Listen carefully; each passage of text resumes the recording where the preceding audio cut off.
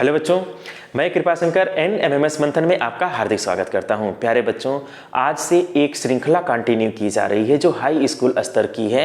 अगर हम बात करें हाई स्कूल की, तो चाहे वो यूपी बोर्ड हो, चाहे CBSE बोर्ड हो, चाहे अदर बोर्ड हो, हर बोर्ड के बच्चों के लिए एक श्रृंखला कंटिन्यू है।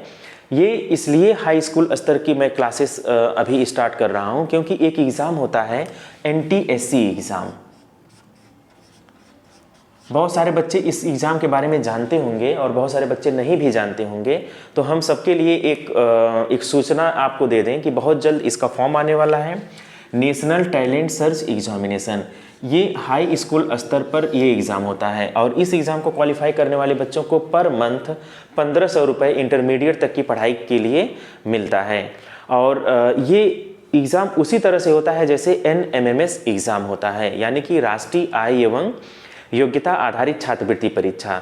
चूंकि ये एग्ज़ाम यर्थ स्तर यानी कक्षा 8 के स्तर तक का होता है और उसी तरह का एक एग्ज़ाम हाई स्कूल लेवल पर भी कंडक्ट कराया जाता है, जिसे हम NTSC एग्ज़ाम कहते हैं, नेशनल टैलेंट सर्च एग्जामिनेशन।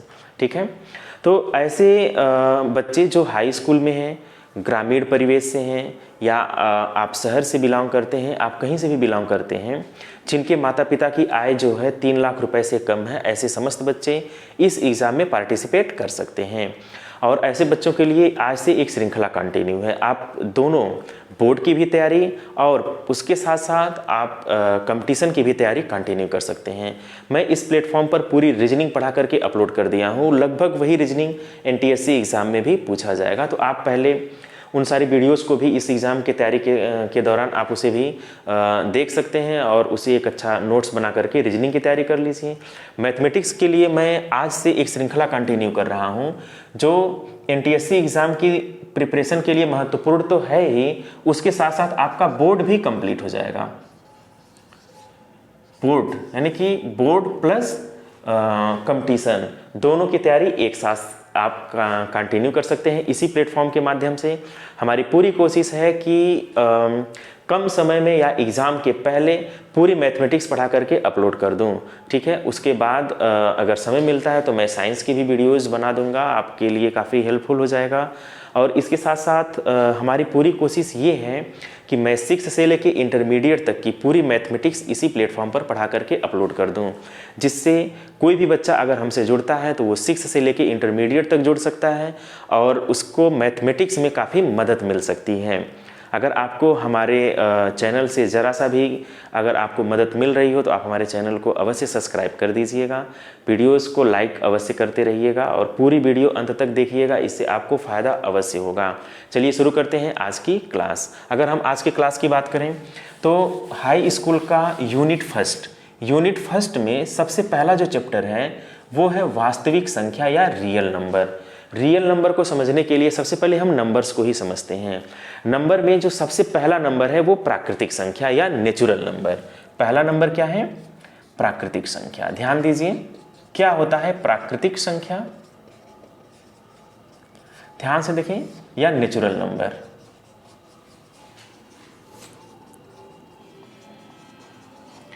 ध्यान से देखें बच्चों, नेचुरल नंबर जो होता है या प्राकृतिक संख्या, ये नेचर से ही आ गया है।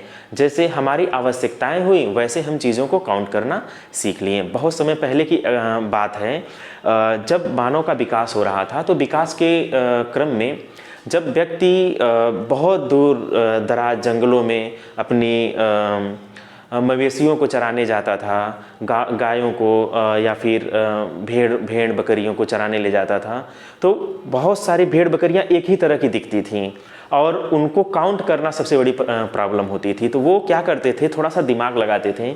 जैसे बहुत सारी भेड़ बकरियां हैं, ठीक, और ये इन भेड़ बकरियों को चराने के लिए जंगल में कोई उस समय के व्यक्ति जब जाते थे तो करते क्या थे, एक भेड़ बकरी को ऐसे बाहर निकाला तो एक कंकड़, कोई भी छोटा सा कंकड़ या पत्थर छोटे छोटे टुकड़े में वो एक बाहर कर देता था। दूसरी भेड़ बकरी को बाहर निकाला 2 कंकड़, तीसरी भेड़ बकरी को बाहर निकाला तो 3 कंकड़ हो गए। इस तरह से वो जब सभी भेड़ बकरियों को बाहर निकाल लेता था तो ऐसे कंकड़ का क्या हो जाता था, ढेर हो जाता था, बहुत सारे कंकड़ इकट्ठे हो जाते थे। अब एक व्यक्ति क्या करता था, इन सारे कंकड़ को उठाता था, सर पे रखता था और जंगल की ओर चल देता था। और वहाँ पे अगर उनको महसूस होता था कि कुछ भेड़ बकरियाँ गायब हो गई हैं, तो वो इसी विधि द्वारा कि एक सारी भेड़ बकरियों को एक साइड में करते थे और जितनी भेड़ बकरियाँ आती थी उतने कंकड़ को रख लेते थे। इस तरह से वो गेस कर लेते थे कि कितने भेड़ बकरियाँ गायब हुई हैं, नहीं गायब हुई हैं। या फिर जैसे ही भेड़ बकरियाँ शाम को वापस आती थीं, कुछ भेड़ बकरियाँ गायब हो गई हों, इसकी सूचना उन्हें कैसे मिलती थी? जैसे एक भेड़ बकरी को अंदर किया तो एक पत्थर हटा दिया, ऐसे दूसरी भेड़ बकरी अंदर आई, दूसरा पत्थर, तीसरा पत्थर, ऐसे क्या होता था, ये सारे पत्थर यहाँ आ जाते थे। सपोज 3 पत्थर इसमें बच गए, इसका मतलब ये हो गया कि 3 भेड़ बकरियाँ क्या हो गई, गायब हो गई। अब उन 3 भेड़ बकरियों को ढूंढने के लिए पुनः वो सब जंगल में जाते थे और उसे ढूंढ करके लाते थे। तो ये प्रक्रिया बहुत जटिल थी कि जितनी भेड़ बकरियां हो उतने पत्थर लेके चला जाए। तो बहुत समय तक ये काम नहीं हुआ। उसके बाद ये देखा गया कि एक नंबर्स की आवश्यकता महसूस होने लगी, क्योंकि आवश्यकता ही आविष्कार की जननी होती है। ऐसे ही जब नंबर का विकास होना शुरू हुआ तो चूंकि आवश्यकता बहुत ज़्यादा थी, इसलिए उसे लिखित रूप में कुछ तो चाहिए था। तो लिखित रूप में ये नेचर से आया, प्रकृति से। ये सारी चीज़ें हम लोग कहाँ से अडॉप्ट कर रहे हैं, प्रकृति से अडॉप्ट कर रहे हैं। तो ये 3 भेड़ बकरियों को ढूंढने के लिए जंगल में गए और ढूंढ करके लेकर चले आए, और यही प्रक्रिया डेली चलती रहती थी। तो ये हुआ कि अगर नंबर का विकास हो जाए तो फिर ये गट्ठर लेके नहीं चलना पड़ेगा। इसके लिए क्या किया गया, नंबर का विकास किया गया। तो इसका पहला अक्षर n है तो इसे n से लिखा जाता है। जैसे प्राकृतिक संख्या शुरुआत 1 से ही होती है, 1 2 3 4 5 6 7 8 9 10, ऐसे ये कंटिन्यू हो गया जहाँ तक आप गिन सकते हैं। यानी कि जितनी गणना वाले नंबर्स होते हैं, जितनी गिनती की संख्याएं होती हैं या काउंटेबल नंबर्स होते हैं, उन सारे नंबर्स को प्राकृतिक संख्या या नेचुरल नंबर कहा जाता है।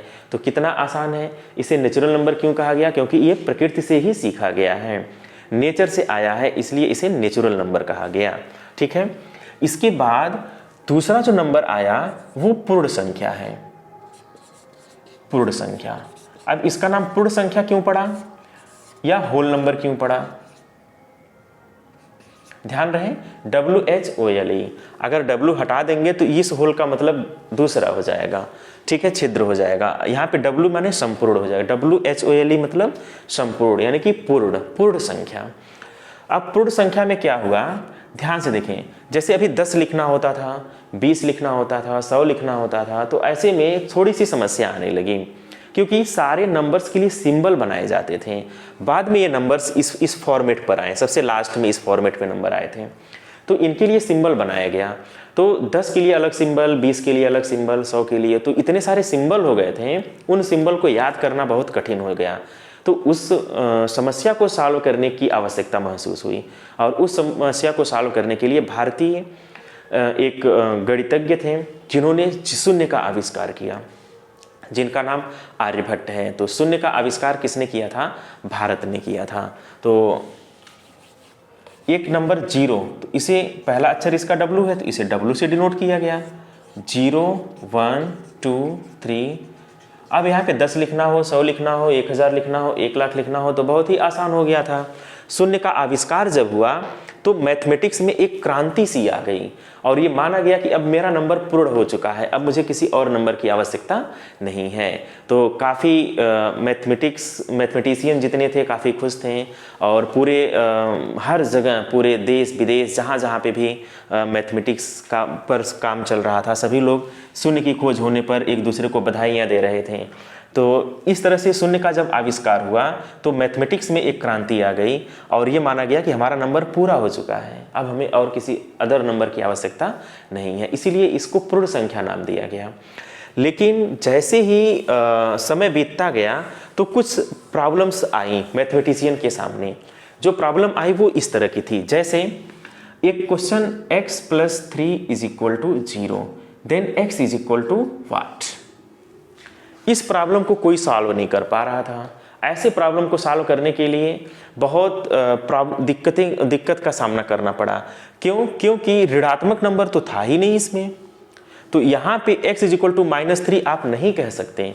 जैसे अगर हम आपसे कहें कि x + 3 is equal to 0, then x is equal to -3, but minus तो है नहीं नेचुरल नंबर में और होल नंबर में, तो आप -3 तो कह नहीं सकते क्योंकि माइनस का तो कॉन्सेप्ट ही नहीं था। इसलिए x + 3 इज इक्वल टू 0 को सॉल्व करना कठिन हो गया। और जब ऐसे प्रॉब्लम आ गए तो इसको सॉल्व करने के लिए एक नंबर की और आवश्यकता महसूस हुई। ये माना गया कि x की एक ऐसी वैल्यू होगी जिसमें 3 में जोड़ने पर ये 0 हो जाए, तो x की वैल्यू -3 होगी। तो ऋणात्मक नंबर थे नहीं, तो ऋणात्मक नंबर को ऐड किया जाए, यानी कि होल नंबर में इसमें ऋणात्मक नंबर को ऐड कर दिया जाए, तो ऐसे प्रॉब्लम को सॉल्व करना आसान हो जाएगा। तब एक और नंबर आया जिसे कहा गया पूर्णांक। पूर्णांक एक ऐसा नंबर है, इंटीजर एक ऐसा नंबर है जिसमें सभी धनात्मक पूर्ण संख्याएं और ऋणात्मक पूर्ण संख्याएं, ये जो संख्याएं हैं इसी में माइनस लगा दिया गया। कहने का मतलब ये कि जो तीसरा नंबर खोजा गया वो था पूर्णांक। बहुत इंपॉर्टेंट नंबर है, हर जगह इसकी आवश्यकता होती है। इंटीजर, इसको इंग्लिश में कहते हैं इंटीजर। आप इंग्लिश भी जानते रहिए, हिंदी भी जानते रहिए, तो इस तरह से आप एक समग्र तैयारी कर लेंगे और आप अपनी मातृभाषा में सीखेंगे और बहुत ही यूनिक तरीके से सीखेंगे। बाईलिंगुअल में दोनों भाषाओं को मैं एक साथ बोलते जाऊंगा। कोशिश करूंगा कि जितने भी टर्म्स मैं हिंदी में लिखूं वो इंग्लिश में भी लिख दिया करूं। इससे क्या होगा, आप इस चीज़ों को समझ पाएंगे, बेहतर ढंग से समझ पाएंगे, सीख पाएंगे। और दोनों बोर्ड के बच्चे, चाहे वो CBSE बोर्ड के बच्चे हों, चाहे यूपी बोर्ड के बच्चे हों, चाहे अदर बोर्ड के बच्चे हों, सारे बच्चों के लिए समस्या नहीं होगी और वो आसानी से सीख पाएंगे। तो तीसरा जो नंबर आया वो पूर्णांक आया, इंटीजर आया। इंटीजर का जो पहला अक्षर है I। अब आप ध्यान से देखें इंटीजर में कौन कौन से नंबर आ गए। ये नंबर तो रहेंगे ही रहेंगे, ध्यान दीजिए 0 1 2 3 4, 0 1 2 3 4, ठीक है। और इसमें जो ऋणात्मक नंबर्स हैं, यानी कि ऋणात्मक नंबर्स यानी -1, -2, -3 अप टू डॉट डॉट, ऐसे जितने भी नंबर्स हैं इन सारे नंबर्स को जोड़ दिया गया, यानी कि निगेटिव नंबर्स, पॉजिटिव नंबर्स और 0, यानी एक ऐसा नंबर जिसमें सभी पूर्ण संख्याएं, धनात्मक पूर्ण संख्याएं, सभी ऋणात्मक पूर्ण संख्याएं और शून्य हो, उसे इंटीजर कहा गया या फिर पूर्णांक कहा गया। तो कितना आसान है, यानी a number which contains all positive numbers, negative numbers with 0, यानी एक ऐसा नंबर जिसमें सभी धनात्मक संख्याएं, सभी ऋणात्मक संख्याएं और शून्य हो, उसे क्या कहा गया, पूर्णांक कहा गया। आप ध्यान से देखें, पूर्णांक में सबसे छोटी संख्या आप नहीं ज्ञात कर सकते हैं, क्योंकि जो डॉट डॉट लगा है तो इसका मतलब ये हुआ कि सबसे छोटी संख्या नहीं ज्ञात कर सकते हैं। पूर्णांक में सबसे बड़ी संख्या भी नहीं ज्ञात कर सकते हैं। लेकिन अगर हम पूर्ण संख्या की बात करें, होल नंबर की बात करें, तो यहाँ पे सबसे छोटी संख्या 0 है और सबसे बड़ी संख्या नहीं ज्ञात किया जा सकता है। और अगर प्राकृतिक संख्या की बात करें तो सबसे छोटी संख्या 1 है और सबसे बड़ी संख्या ज्ञात नहीं किया जा सकता है। तो यहाँ तक नंबर्स का ज्ञान सारे बच्चों को होना ही चाहिए। और अगर आपको इन नंबर्स का ज्ञान नहीं है तो मैथमेटिक्स पढ़ने में, मैथमेटिक्स समझने में थोड़ी सी दिक्कत आएगी। इसलिए मैं बिल्कुल शुरुआत से आपको मैथमेटिक्स सिखा रहा हूँ और बहुत ही आप इंजॉय करने वाले हैं। गणित को आप एकदम बहुत ही आसानी से और इंजॉय करते हुए सीख जाएंगे। लेकिन अगर आप इन वीडियोस को कंटिन्यू और अंत तक देखेंगे तभी आप सीख पाएंगे, ठीक है। तो इस तरह से 3 नंबर मैंने आपको बता दिया। जो चौथा नंबर है वो है परिमेय संख्या। परिमेय संख्या, ध्यान से देखिए बच्चों, इसे कहते हैं रेशनल नंबर।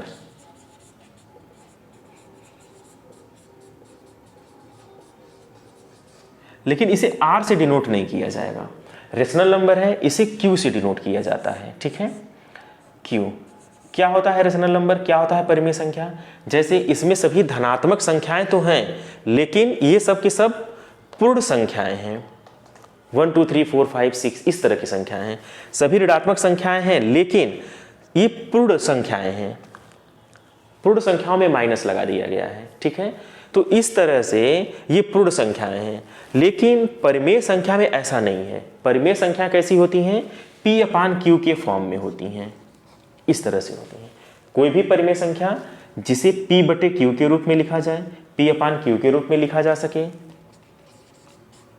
q का मान 0 नहीं होना चाहिए। जो डिनोमिनेटर है इसका मान 0 नहीं होना चाहिए। अब इसका मान 0 क्यों नहीं होना चाहिए, इसको जरा आप लोग सोचिए। ठीक है, q का मान 0 नहीं होना चाहिए और p और q क्या होना चाहिए, p और q एंड q,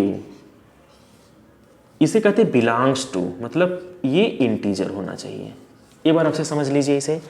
q जो है परिमेय संख्या, यह एक ऐसी संख्या है जिसे p बटे q के रूप में लिखा जा सके, q 0 न हो और p q क्या हो, पूर्णांक हो।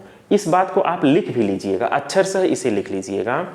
एक ऐसी संख्या जिसे p अपान q यानी कि p बटे q के रूप में लिखा जा सके, q 0 न हो और p और q क्या हो, i मतलब होता है इंटीजर या पूर्णांक, तो p और q पूर्णांक हो। इसके एग्जाम्पल्स की अगर हम बात करें तो इसका एग्जाम्पल जो है 1/2, 3/4, पूर्णांक में ऋणात्मक संख्याएं भी हैं, -3/4, -5/9, इस तरह के जितने भी नंबर्स आप देख रहे हैं सबको p बटे q के रूप में लिखा जा सका। सारे नंबर्स को p अपान q के फॉर्म में लिखा गया और यहाँ पे किसी का q 0 नहीं है, q का मान 0 नहीं है और p और q दोनों क्या है, पूर्णांक है। जैसे 1 भी पूर्णांक है, 2 भी पूर्णांक है, -3 भी पूर्णांक है और 4 भी पूर्णांक है, यानी इंटीजर है। तो इस तरह से एक ऐसा नंबर जिसे p अपान q के रूप में लिखा जा सके, q 0 न हो, p और q पूर्णांक हो, उसे क्या कहते हैं, उसे परिमेय संख्या कहते हैं या रेशनल नंबर कहते हैं। तो यहाँ तक आप लोगों को अच्छे से समझ में आ गया होगा कि रेशनल नंबर किसे कहते हैं। अब परिमेय संख्या में और भी तरह के, जैसे 1/2 को अगर हम 1 में 2 से भाग दें तो क्या आएगा, 3 में 4 से भाग दें तो क्या आएगा। इसके दशमलव प्रसार के बारे में हम लोग अध्ययन करेंगे कि परिमेय संख्या का अगर हम दशमलव प्रसार करें तो क्या होता है। तो चलिए हम पहले इसी को डिस्कस कर लेते हैं कि परिमेय संख्या का दशमलव प्रसार क्या होता है।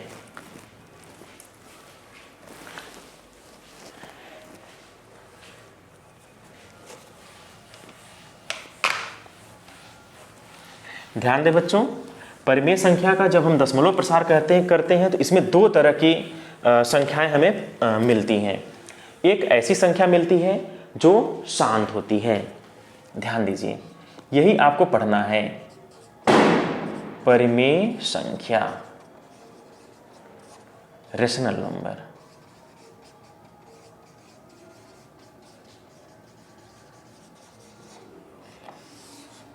इसमें 2 तरह की संख्याएं मिलती हैं। एक ऐसी संख्या मिलती है जो शांत होती है, शांत परिमेय संख्या,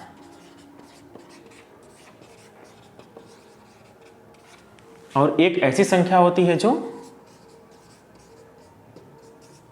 अशांत परिमेय संख्या।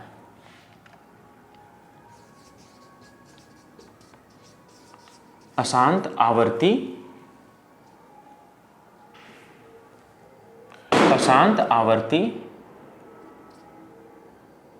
संख्या। एक बार आपसे समझिए, परिमेय संख्या जो होता है वो 2 तरह का होता है। एक शांत परिमेय संख्या होता है, एक अशांत आवर्ती परिमेय संख्या होती है। अब क्या होता है शांत परिमेय संख्या, इसको आप ध्यान से देखें।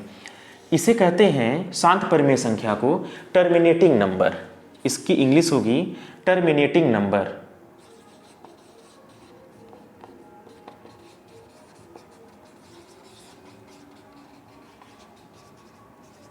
Terminating number. और अशांत आवर्ती जो है ये हो जाएगा non terminating.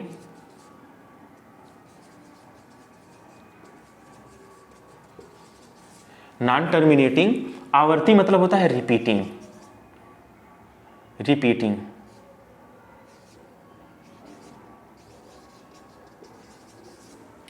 Non terminating repeating number.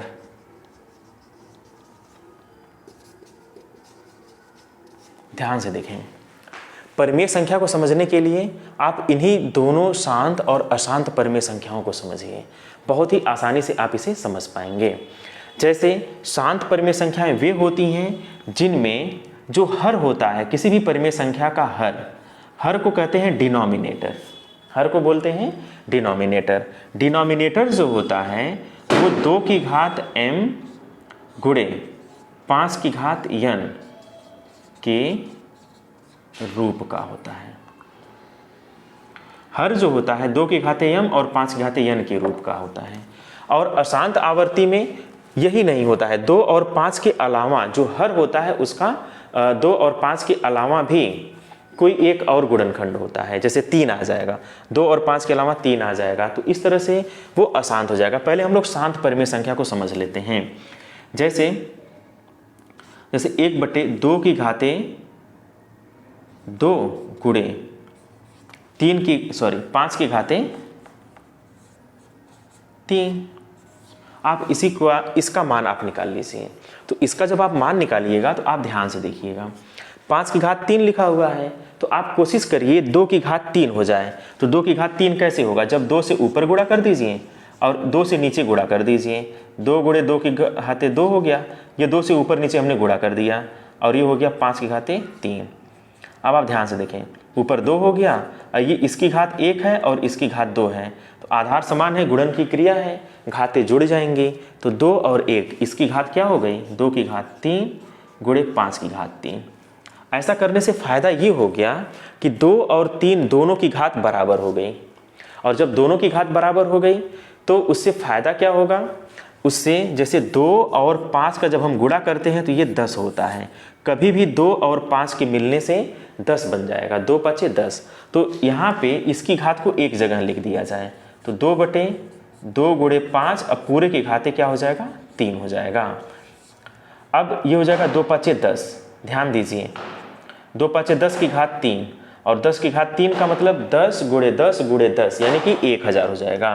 तो 2/1000, और 2/1000 का जो मान होगा वो 2 लिख दीजिए और 1 2 3 अंक के बाद दशमलव, 1 2 3 दशमलव लगा दीजिए, यानी कि 0.002 इसका आंसर हो जाएगा।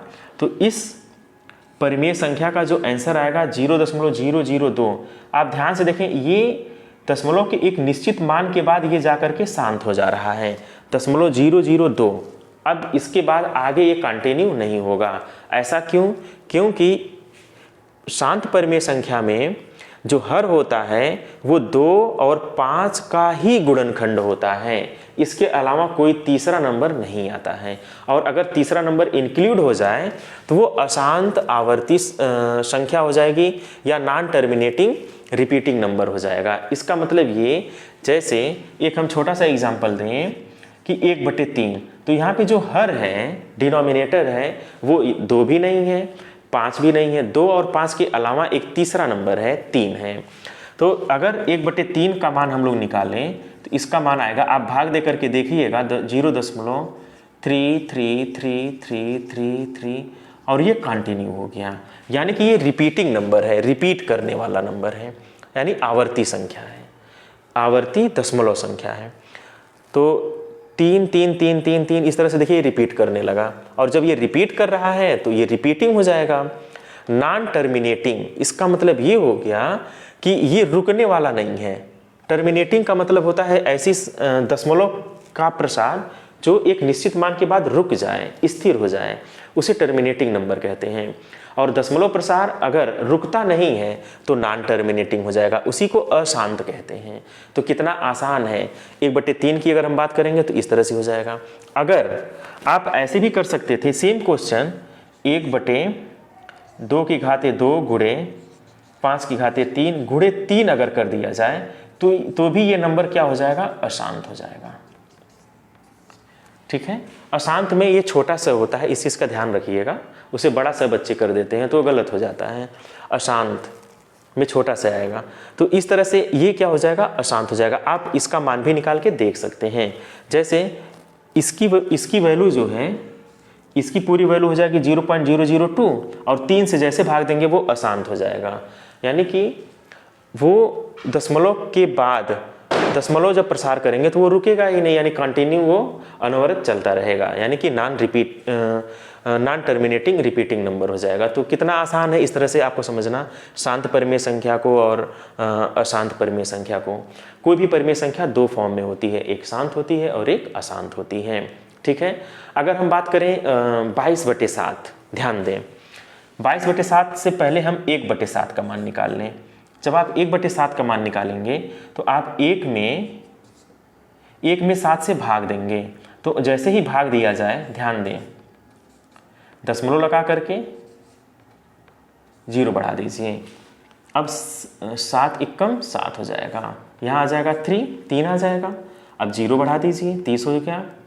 7 चौक 28, 2 फिर 0 बढ़ा दीजिए, ठीक है। फिर 7, आप देखिए यहाँ पे दो चीज़ें, एक तो आप भाग देना सीख पा रहे हैं और दूसरा ये चीज़ सीख पा रहे हैं कि 1/7 का दशमलव प्रसार कितने अंक के बाद रिपीट कर रहा है, ठीक है। तो 7 चौक 28, 2 हो गया, 0 हो जाएगा। फिर 7 दूनी 14, 6 आ जाएगा, फिर 60 हो जाएगा, ठीक है। 7/56, 7/56, तो यहाँ बचेगा 4, फिर हम 0 लगा देंगे। फिर 7 का टेबल पढ़ेंगे, 7 × 5 = 35, 5 50 हो जाएगा। फिर 7 7 49, 7 49। अब यहाँ पे 1 शेष बच गया और जैसे ही 1 शेष बचेगा आप तुरंत 0 लगा देंगे, 10 हो जाएगा। और जैसे 10 लगाएंगे फिर यहाँ देखिए 10 है, यही चीज़ फिर रिपीट करेगा। अब यहाँ 10 आ गया, फिर 7 एकम, देखिए 7 एकम 7, 7 एकम 7, फिर 3 0 आ जाएगा, 30 हो जाएगा। फिर 7 चौक 28, जैसे 28 करेंगे फिर 2 बचेगा, फिर 0 लगाएंगे, फिर यही प्रोसेस कंटिन्यू हो जाएगा। यानी कि 1 4 2 8 5 7, 1 4 2 8 5 7। तो इस तरह से 1/7 का जो मान होगा वो क्या हो जाएगा, 1/7 का मान 0.142857। ये हो गया किसका मान, ये हो गया 1/7 का मान। तो देखिए कितना आसान है इसको समझना, 1/7 ये चीज़ कंटिन्यू हो गया, 14285 14285, तो इसी पर बार लगा देना चाहिए। जैसे ही आप बार लगा देंगे वैसे ही ये मान लिया जाएगा कि यही नंबर रिपीट कर रहा है, रिपीटिंग नंबर है ये। तो जो रिपीट करने वाला नंबर है वो क्या है, 14285, ये नंबर रिपीट कर रहा है। एक चीज़ मैं आपको और बता दूं कि दशमलव के बाद हमेशा एक एक डिजिट को ही पढ़ते हैं, ठीक है। जैसे दशमलव 1 4 2 8 5 7, आप ऐसे कभी मत पढ़िएगा 14 28 57 या 142 857 या पूरा नंबर एक साथ आपको नहीं पढ़ना है। 1 डिजिट, दशमलव के बाद 1 डिजिट ही आपको बोलना है, ठीक है। तो 1/7 का मान हो जाएगा, इस पर बार लगा देंगे। ऐसे ही 1/3 का जो मान हो जाएगा, देखिए आप 3333 रिपीट कर रहा है ना, जितने अंक रिपीट करते हैं उतने अंक पे बार लगा देते हैं। तो यहाँ पे 1 अंक रिपीट किया है तो 1 अंक पे बार लगा देंगे। तो अब यहाँ पे एक चीज़ और निकल के आ गया कि परिमेय संख्या या तो शांत हो जाएंगी तो फिर आपको बार लगाने की आवश्यकता नहीं है, और दूसरी एक पे बार लगाने की आवश्यकता, क्योंकि वो रिपीटिंग नंबर्स हैं, वो रिपीट कर रहे हैं, ठीक है। तो ऐसे जितने भी नंबर्स मिलेंगे वो परिमेय संख्या होंगे कि जिसका दशमलव प्रसार जो है वो रिपीट करे। नॉन टर्मिनेटिंग हो सकता है, इसका मतलब अशांत हो सकता है, और वो रिपीट करता है, नंबर्स रिपीट करेंगे, या फिर वो शांत हो जाएगा तो नंबर रिपीट का कोई बात ही नहीं है, ठीक है ना। तो इस तरह से 2 नंबर्स मिलेंगे। लेकिन कुछ समय के बाद, कुछ अंतर के बाद ये देखा गया कि कुछ ऐसे नंबर पाए गए जो नॉन टर्मिनेटिंग तो थे ही, मतलब अशांत तो थे ही, लेकिन रिपीट नहीं कर रहे थे, नॉन रिपीटिंग नंबर थे। तो ऐसे नंबर्स के लिए क्या किया गया, ऐसे नंबर्स को अपरिमेय कहा गया। ऐसे नंबर्स को क्या कहा गया, अपरिमेय संख्या। तो अभी हम लोगों ने क्या डिस्कस किया, परिमेय संख्या के बारे में डिस्कस किया। परिमेय संख्या क्या होता है, एक ऐसी संख्या जिसे P/Q के रूप में लिखा जा सके, ठीक है। Q 0 न हो, P और Q दोनों पूर्णांक हों, फिर मैं इसके दशमलव प्रसार के बारे में अध्ययन किया तो हमने पाया कि इसमें दो तरह के नंबर्स पाए गए। एक होता है शांत और एक होता है अशांत। शांत वो होता है जिनका दशमलव प्रसार कुछ अंक के बाद शांत हो जाता है, और अशांत वो होता है जिसका दशमलव प्रसार जो है वो शांत नहीं होता है, कुछ अंक के बाद रुकता नहीं है, बल्कि वो कंटिन्यू हो जाता है। और ऐसे नंबर्स में एक विशेषता पाई जाती है कि एक निश्चित अंतराल के बाद कुछ अंक रिपीट करते हैं, या तो एक अंक रिपीट करता है, या तो दो अंक रिपीट करता है, या तो तीन अंक रिपीट करे, चार अंक रिपीट करे।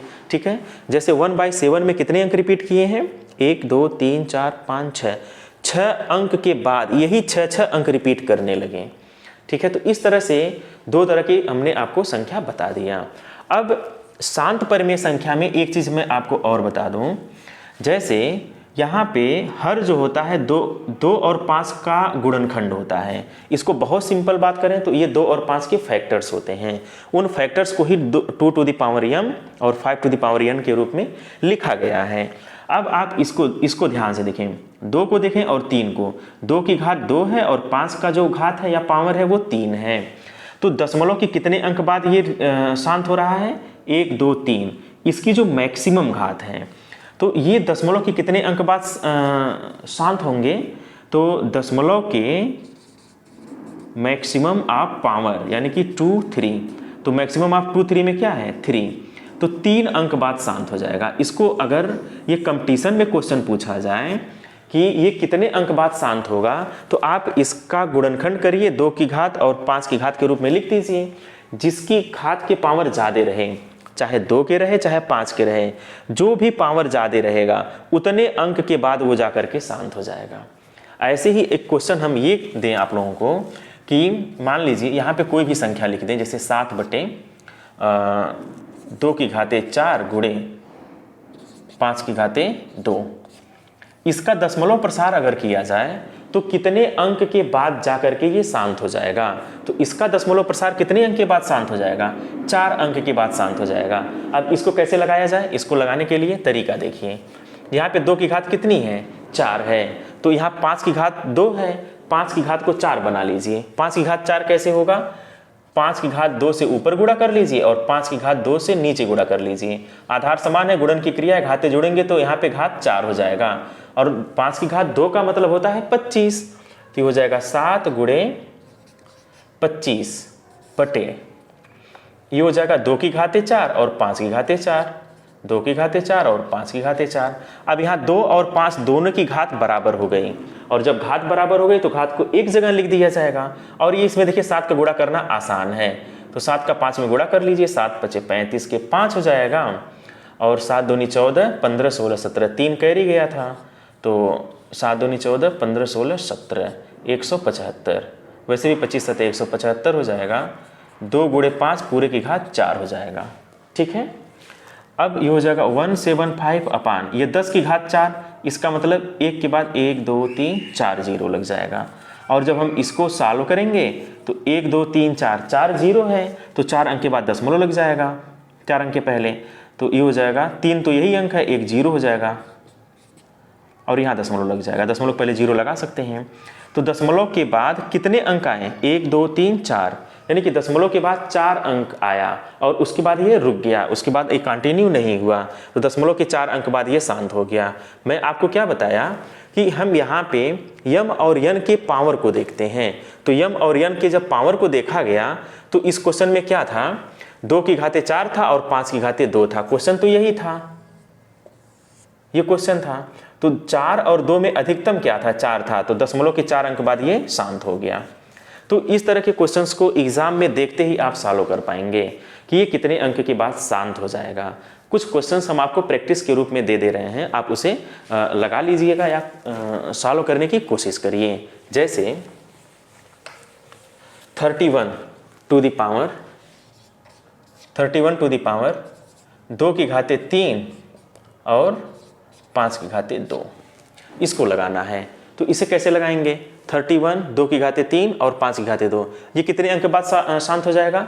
तो घात देखेंगे 3 और 2, दोनों में अधिकतम कौन है? 3 अधिकतम है। तो 3 अधिकतम है, यानी कि दशमलव के 3 अंक के बाद ये शांत हो जाएगा, यानी कि टर्मिनेट हो जाएगा। ठीक है, तो इसका मान कैसे निकालेंगे, यहाँ पे 2 की घात 3 है और 5 की घात 2 है, तो यहाँ पे एक 5 से ऊपर गुणा करेंगे और एक 5 से नीचे गुणा करेंगे ताकि 5 की घात 3 हो जाए। और जैसे ही 5 की घात 3 हो जाती है तो 2 और 5 को एक साथ रखिए, घात इकट्ठा लगा दीजिए और 2 और 5 के गुणा करते ही वो 10 हो जाएगा, 10 की घात 3 हो जाएगा और आसानी से आप इसका मान बता सकते हैं। तो इसका मान आप कमेंट बॉक्स में मुझे बताइएगा। और भी क्वेश्चंस आप लिख लीजिए जिसमें शांत और अशांत आपको बताने हैं। तो पहला क्वेश्चन हो गया।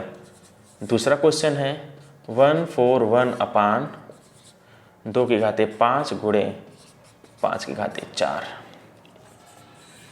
और भी बहुत सारे ऐसे क्वेश्चंस आप खुद बना सकते हैं। खुद बना करके आप बताइए कितने अंक बाद शांत हो जाएगा। ठीक है, 9 अपान 2 की घाते 4 गुणे 5 की घाते 2। इसमें आपको बताना है कि इसका दशमलव प्रसार शांत होगा कि अशांत होगा।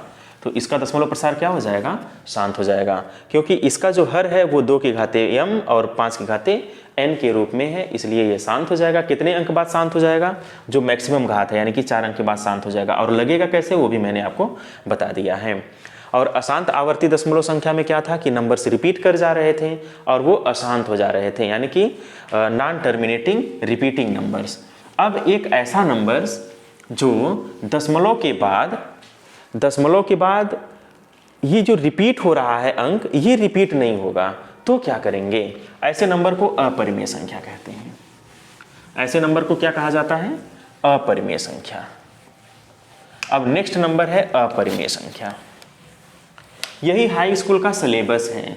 परिमेय संख्या को समझ जाइए, अपरिमेय संख्या को समझ जाइए, तो आप हाई स्कूल के सिलेबस को कंप्लीट कर लेंगे। अब अपरिमेय संख्या,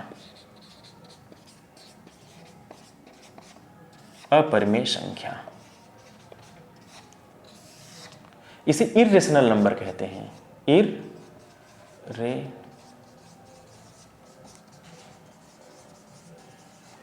प्यारे बच्चों ध्यान से देखिए, अपरिमेय संख्या क्या होता है इसको पहले समझ लिया जाए। सबसे पहले आर्यभट्ट ने या बहुत सारे ऐसे मैथमेटिशियन थे जिन्होंने पाई पर बहुत शोध किया। पाई का जो मान होता है, आप ध्यान से देखें, सबसे पहले हम पाई को ही डिस्कस कर लेते हैं। पाई का जो मान होता है ये कितना होता है, मैं पहले से ही इसकी वैल्यू लिख लिया था। आर्यभट्ट ने इसके मान को दशमलव के 143 अंक तक लेकर गए। सोचिए जरा, दशमलव के बाद 143 अंक तक जो मैंने मान लिखा है पहले उसको लिख लेते हैं। 3.1415, ठीक है, 1415 9265358997। ये देखो कितने हैं, 1 2 3 4 5 6 7 8 9 10 11 12 13। तो दशमलव के 13 अंक तक तो मेरे पास आंकड़े हैं। तो 13 अंक तक आप देखिए ये रिपीट नहीं किया है। 14 है तो फिर 15 आ गया है, फिर अगला अंक 9 आ गया, फिर 2 आ गया, फिर 6 5 3, कहीं कुछ रिपीट नहीं कर रहा है। और अगर ऐसे नंबर्स आ जाएं जो रिपीट न करें, अगर रिपीट करेगा तब तो परिमेय संख्या हो जाएगा, और रिपीट न करे तो वो क्या हो जाएगा, अपरिमेय संख्या हो जाएगा। यानी कि non terminating and non repeating number, यानी कि इसे हम अपरिमेय कहेंगे। अपरिमेय संख्या क्या होता है, एक ऐसा नंबर जो नॉन टर्मिनेटिंग हो, यानी कि ये कंटिन्यू हो, अशांत हो और ये रिपीट भी न करे, उसे हम अपरिमेय कहते हैं। अपरिमेय संख्या समझना कितना आसान है, यानी ऐसी संख्याएं जो परिमेय नहीं है वो अपरिमेय हो जाएंगी। ऐसी संख्या जो परिमेय ना हो उसे हम क्या कहते हैं, अपरिमेय कहते हैं। बहुत ही सिंपल डिफिनीशन है, इन डिफिनीशंस को भी आप नोट डाउन जरूर कर लीजिएगा। और इसकी जो दूसरी डिफिनीशन है वो ये है कि एक ऐसा नंबर जो अशांत हो और रिपीट भी ना करें, यानी कि non terminating and non repeating. और अशांत परिमेय संख्या की अगर आप बात करेंगे तो वो नॉन टर्मिनेटिंग तो है लेकिन वो रिपीटिंग होता है, कुछ अंक के बाद वो रिपीट कर जाता है दशमलव पे। तो यहाँ दशमलव में आप देखिए दशमलव के बाद ये रिपीट नहीं कर रहा है, तो ये अपरिमेय संख्या हो जाएगा।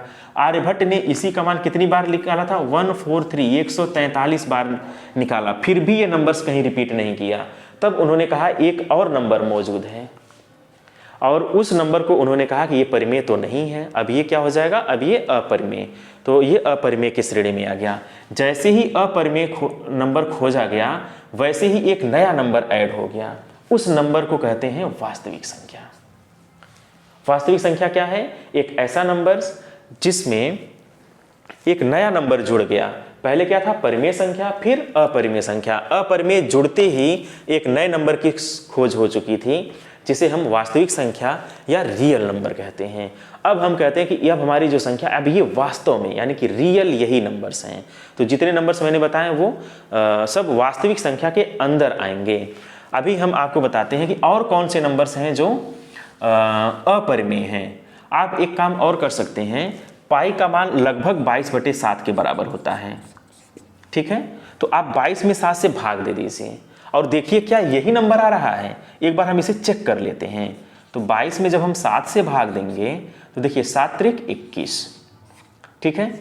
1 यहाँ बचेगा, दशमलव लगा दीजिए। अब भाग देना भी सीखिए इसी के साथ साथ, दशमलव लगा के 0 लगा दीजिए। 7 1 जा 7 यानी कि 7 एकम 7, यहाँ आ गया 3, फिर 0 लगा दीजिए। 7 चौक 28, यहाँ आ जाएगा 0 20, 7 दूनी 14, 6 0 7 7 बटे 56 4 0, 7 पचे 35, 5 0, फिर 7 सते 49, 1 0।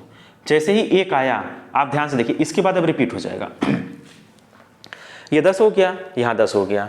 अब जैसे ही 10 आया, ध्यान से देखें, 10 7 एकम 7, 3 देखिए 30 आ गया, फिर 7 चौक 28, 2 आ गया 0, इसी के पैरेलल चलता रहेगा और ये नंबर्स रिपीट करेगा। 1 4 1 4 2 8 1 4 2 8 5 7 1 4 2 8 5 7, तो ये रिपीट कर जाएगा। तो 22/7 का जो मान आएगा वो क्या आ जाएगा, इसको देखा जाए तो 22/7 का जो मान आएगा 3.142857, 3.142857, और ये रिपीट कर जाएगा। ये क्या होगा? ये रिपीट करेगा, इतने अंक रिपीट करेंगे। 3.142857, तो 142857 142857 ये रिपीट करता चला जाएगा। अब आप पाई को देखिए, यहाँ पे 3.14 और 3.14, दशमलव के 2 स्थान तक दोनों सेम हैं, लेकिन पाई का जो मान है वो 22/7 से थोड़ा सा कम है। पाई का जो मान है वो 22/7 से थोड़ा सा कम है। आप ध्यान से देखें, यहाँ पे 1 4 यहाँ 1 है और यहाँ 1 4 यहाँ 2 है, तो पाई का मान थोड़ा सा कम हुआ कि नहीं हुआ? तो पाई का मान थोड़ा सा कम है, और यही वजह है पाई जो है वो अपरिमेय है, जबकि 22/7 क्या है? वो परिमेय है। क्योंकि परिमेय और अपरिमेय कभी बराबर नहीं हो सकते हैं। 22/7 कभी भी पाई के बराबर नहीं हो सकता। 22/7 पाई से थोड़ा सा ज्यादा है, लेकिन 22/7 परिमेय है और पाई क्या है? वो अपरिमेय है। चूंकि पाई का मान लगभग 22/7 के इक्वल होता है, देखिए दशमलव के 2 अंक तक समान है, इसीलिए कह दिया जाता है कि पाई का मान लगभग 22/7 होता है। यानी कि पाई इज इक्वल टू, ये लगभग होता है 22/7, एग्जैक्ट नहीं होता है। एग्जैक्ट होता तो 22/7 भी अपरिमेय हो जाता, जबकि ऐसा है नहीं। इसे P/Q के रूप में लिखा गया है। Q 0 नहीं है तो ये तो परिमेय है। 22/7 कैसी संख्या है? परिमेय है। लेकिन पाई क्या है? पाई जो है वो अपरिमेय है, और ये बराबर नहीं है, इसमें डिफरेंस है। पाई का मान थोड़ा सा कम है और 22/7 का मान थोड़ा सा ज़्यादा है। दोनों में डिफरेंस है। दशमलव के तीसरे अंक दोनों के बदल गए हैं, और जब दशमलव का तीसरा अंक बदल गया है तो उसके बाद जो है ये नंबर्स समान नहीं आए हैं। और 22/7 दशमलव के एक निश्चित मान के बाद रिपीट हो रहा है, क्योंकि ये परिमेय संख्या है। तो परिमेय संख्या दशमलव के एक निश्चित मान के बाद वो उसके अंक रिपीट करने लगते हैं। तो ये इसका बेसिक डिफरेंस है अपरिमेय और परिमेय का। बहुत सारे नंबर्स हैं जो अपरिमेय हैं, जैसे √2 करड़ी में 2, मैंने यहाँ पे लिखा हुआ है। दशमलव करड़ी में 2 का जो मान है 1.414215।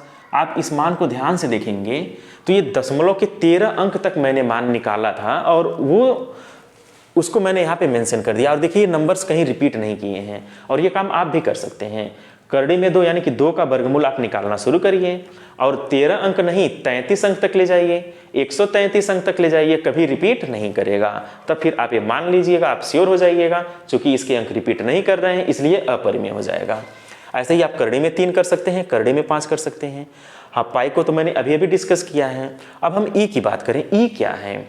ई जो है ये एक्सपोनेंशियल वेरिएबल है। जैसे आप इंटरमीडिएट में जाएंगे तुरंत आपको ये चीज़ें काफ़ी आसानी से समझ में आने लगेगा।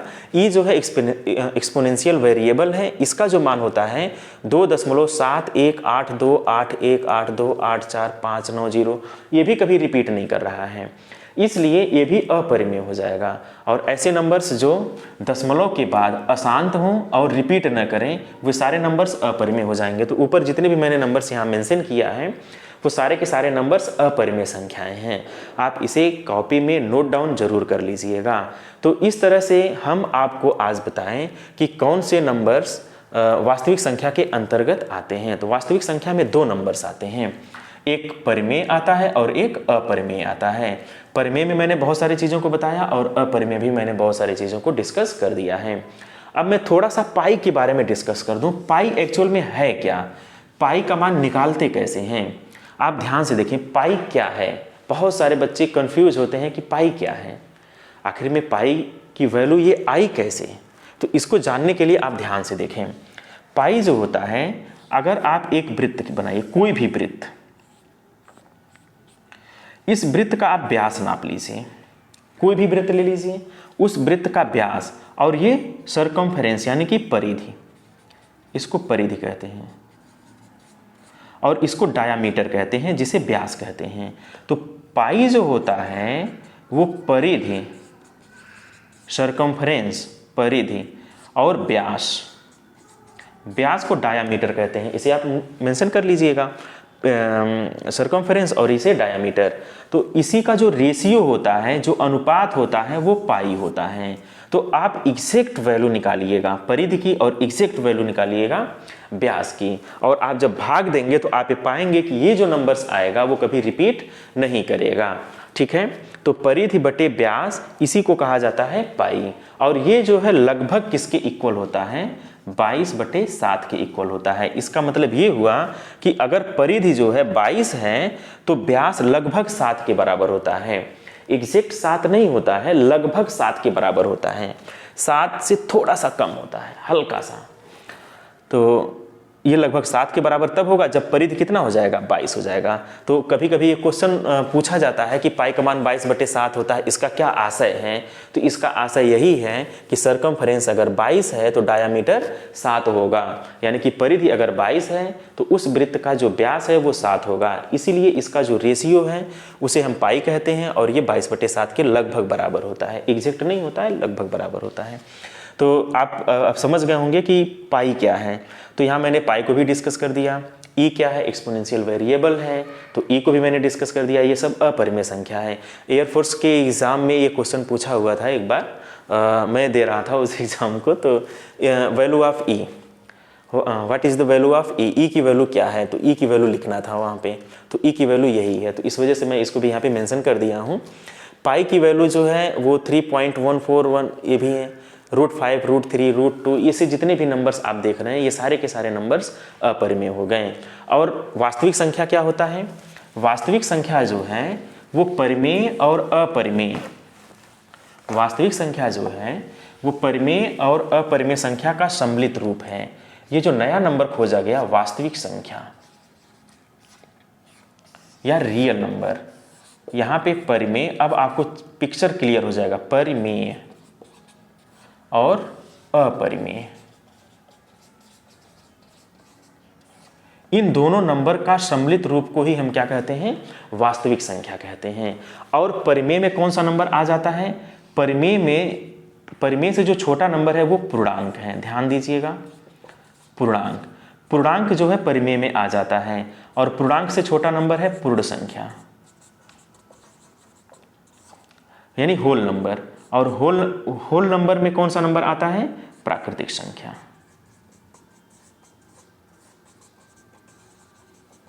यानी कि natural number, whole number, integer और रेशनल नंबर। ये जितने नंबर्स आप देख रहे हैं, और वास्तविक संख्या को रियल नंबर कहते हैं, आर कहते हैं, ठीक है ना। और इसे इर्रेशनल नंबर कहते हैं, IR लगा दे रहे हैं तो इर्रेशनल नंबर हो जाएगा। तो सारे नंबर्स का मैंने सिंबल लिख दिया। वास्तविक संख्या क्या है? परिमेय और अपरिमेय संख्या। और परिमेय संख्या में कौन सा नंबर समाहित है? पूर्णांक समाहित है। पूर्णांक में कौन सा नंबर है? पूर्ण संख्या है। पूर्ण संख्या में कौन सा नंबर है? प्राकृतिक संख्या है। तो इस तरह से जो है वास्तविक संख्या को समझने के लिए जितने भी नंबर्स हैं वो सारे के सारे नंबर्स वास्तविक संख्या हैं। इसे अगर आप डायग्राम के थ्रू देखना चाहें तो आप ऐसे समझ सकते हैं कि ये अगर नेचुरल नंबर है, प्राकृतिक संख्या है, तो उससे जो बड़ा नंबर है वो पूर्ण संख्या हो जाएगा, डब्ल्यू हो जाएगा। उससे बड़ा नंबर क्या हो जाएगा? पूर्णांक हो जाएगा। और जितने भी नंबर्स हैं अपने छोटे वाले नंबर्स को कंटेन किए हुए हैं, लिए हुए हैं, उसमें छोटा नंबर समाहित हो जा रहा है, इंटीजर हो जाएगा। उससे बड़ा जो नंबर है वो क्या हो जाएगा? उससे बड़ा नंबर रेशनल नंबर। और सबसे बड़ा नंबर क्या हो जाएगा? सबसे बड़ा नंबर हो जाएगा रियल नंबर, वास्तविक संख्या। तो ये इसका क्रम हो गया। आप दूसरे शब्दों में आप ऐसे भी कह सकते हैं कि natural number is subset of whole number. इसका मतलब नेचुरल नंबर होल नंबर से छोटा सेट है, यानी कि इसके सारे एलिमेंट इसमें हैं, ठीक है, और इसमें कुछ ज़्यादा एलिमेंट होंगे। और whole number is subset of integer, integer is subset of rational number, rational number is subset of real number. तो इसे भी बना लीजिएगा। कभी कभी ये क्रम पूछ देता है, natural number, whole number, integer और रेशनल नंबर और रियल नंबर का, ठीक है। तो इस तरह से जो है पूरा नंबर सिस्टम ही आज मैंने आप लोगों से डिस्कस किया है। और मैं कोशिश किया हूँ कि सारे नंबर्स को आपको विधिवत समझा दूँ, यानी कि प्राकृतिक संख्या की शुरुआत कैसे हुई थी, ठीक है, और पूर्ण संख्या की आवश्यकता कब क्यों महसूस हुई, या हमारे नंबर्स पूर्ण कैसे हुए, इंटीजर की आवश्यकता क्यों पड़ी, परिमेय संख्या की आवश्यकता क्यों पड़ी, या फिर रेशनल नंबर की इरेशनल नंबर की आवश्यकता क्यों पड़ी। जैसे पाई का मान जब निकाला गया तो इरेशनल नंबर ऑटोमेटिक खोज लिया गया। तो जैसे इरेशनल नंबर आया वैसे ही वास्तविक संख्या यानी कि एक नया नंबर की हमें आवश्यकता महसूस हुई, तो वास्तविक संख्या हो गया। तो अभी तक इतने नंबर्स ज्ञात हैं। इससे भी बड़ा एक नंबर और मिल गया है जिसे हम कहते हैं कॉम्प्लेक्स नंबर। जब आप इंटरमीडिएट की पढ़ाई करेंगे तो आप वहाँ पे इस चीज़ को अच्छे से सीख पाएंगे। यानी अभी भी आपको एक और नंबर पढ़ने की आवश्यकता है, ठीक है। तो उसे आप इंटरमीडिएट में बहुत अच्छे से सीख पाएंगे। पूरा चैप्टर ही है कॉम्प्लेक्स नंबर का, आप उसे आसानी से वहाँ से सीख जाएंगे। तो इस तरह से अगर हमारी वीडियो आपको अच्छी लगी हो तो आप हमारे चैनल को अवश्य सब्सक्राइब करिएगा और लाइक करिएगा तथा बेल आइकन को अवश्य प्रेस कर दीजिएगा, ताकि हमारा इस तरह का जितने भी नोटिफिकेशन हो वो आप तक आसानी से प्राप्त हो सकें। Okay, thank you.